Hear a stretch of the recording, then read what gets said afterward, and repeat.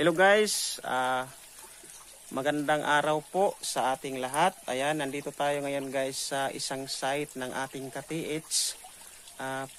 Nag-imbita sila sa amin guys upang ipakita sa amin yung area nila guys. So doon sa taas, meron po tayong markers doon.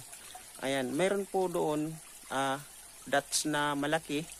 One dot, hindi namin masyadong malapitan kasi sobrang dulas po ang sapa na ito guys. Ayan, yung part na yan, yung may markers na one dot, ito yung ipino-point niya guys dito po sa ating old century na bamboo.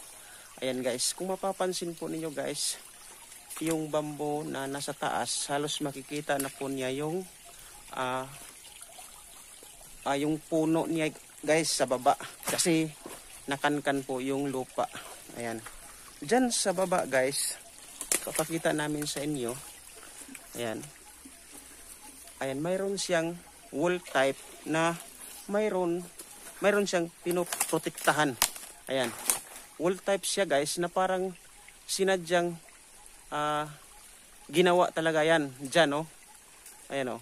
At kagandahan dito guys, mayroon mga lumang gamit na pagmamay-ari ng mga Hapon. Diyan marami guys sa baba.